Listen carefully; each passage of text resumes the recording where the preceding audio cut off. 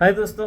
I hope आप सभी लोगों का कंपनी लॉ का रिवीजन एक जो फाइनल टच है वो बहुत मस्त ज़ोरों शोरों से चल रहा होगा। और एक दो कॉमन क्वेश्चंस है जो हम श्योर अभी हर स्टूडेंट फेस कर रहा होगा। पहली चीज़ सर, आज क्या क्या पढ़ना है बस आप ये बता दो, बिकॉज इतना सारा मटेरियल दिया हुआ है, अब हम लोग को ये समझ में नहीं आ रहा है कि लास्ट डे क्या पढ़ें क्या छोड़ दें। सो यार, दो books I am sure her student के पास होगी। एक अपनी रिवीजन बुक होगी जो एटलीस्ट मेन कंटेंट पूरा के पूरा रिवाइज करने के लिए काफ़ी है। सो पहला, आपको रिवीजन बुक पूरी की पूरी कंप्लीट कर देनी है। सेकंड, मैं चाहता हूँ कि आप केस बुक एक बार ज़रूर पढ़ लें आज, वो बहुत इंपॉर्टेंट है। क्यों केस बुक पढ़ना है सर? बिकॉज आपका कंपनी लॉ का पेपर आप ऐसे देखो तो 60-65 मार्क्स आपका केस बेस्ड पेपर आता है। And your cute case book has good 400-500 in fact 500 plus question उसके अंदर है। एक बार वो पढ़ लोगे ना तो लास्ट मोमेंट पर बहुत बार ऐसा होता है, मैंने देखा है 30-35 मार्क्स का ऑन एन एवरेज आपकी केस बुक से आ जाता है। सो अगर आप इतने क्वेश्चंस पढ़ लेते हो ना तो 30-35 मार्क्स तो आप ये मानना कि केस बुक से शॉर्ट प्रिंट हो जाएंगे। सो वो प्लीज़ ज़रूर पढ़ लेना। अच्छा, कल सिक्योरिटीज़ के पेपर के पहले जस्ट मैंने एक वीडियो बनाया था। मैंने ना 2 चैप्टर्स कहे थे कि मुझे लग रहा है बायबैक और डीलिस्टिंग कुड बी 1 चैप्टर जिससे इस बार बहुत क्वेश्चंस आ जाए। और आज सिक्योरिटीज़ के पेपर में fortunately there were 3 questions from buyback which is almost 12-13 marks. यार, कंपनी लॉ के लिए मुझे ऐसा लग रहा है कि चैप्टर 2 एक बहुत ही ज़्यादा इंपॉर्टेंट चैप्टर है which is share capital. 7-8 have been my favourites from part 1। So आप ऐसा मान के चलें कि CSR should have good weightage, accounts audit should have very good weightage from part 1।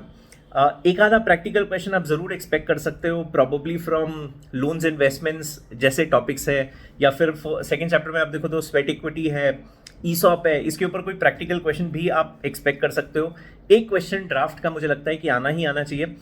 Part सी से प्रोफेशनल मिसकंडक्ट के ऊपर हर अटेम्प्ट में ऑलमोस्ट एक क्वेश्चन रहता ही रहता है।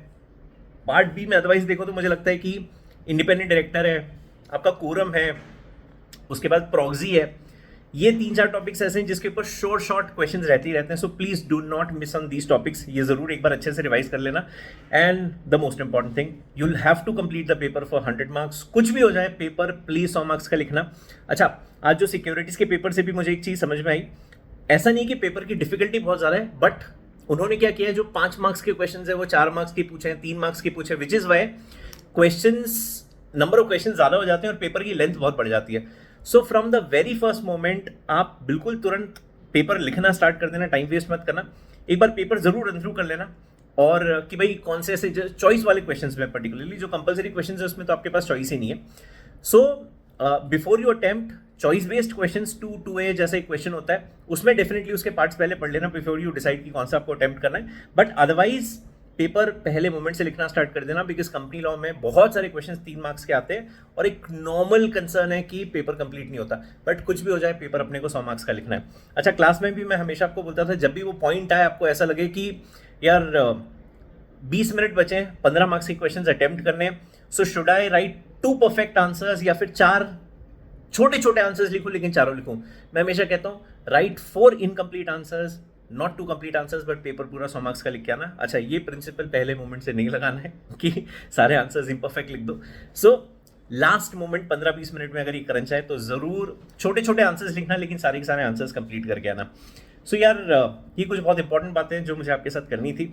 एंड बाकी डोंट वरी, रिविजन पूरा कंप्लीट हो जाएगा। अच्छा, अभी कोई आप बिल्कुल आपकी मेन बुक वापस से लेकर बैठ गया, अगर वैसे करते हो तो कोई प्रॉब्लम नहीं, मतलब मैं तो मॉड्यूल से भी रिवाइज कर लेता था तो मुझे नहीं टाइम लगता है।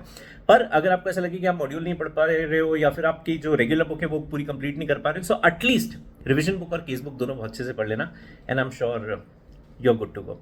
सो wish all a very very good luck, God bless. मस्त पूरा पेपर कंप्लीट आओ तोड़ फोड़ करके, और कल पेपर जैसे ही कंप्लीट हो डू लेट अस नो कि आपका ओवरऑल पेपर कैसा हुआ। All the best, God bless, lots of love, bye.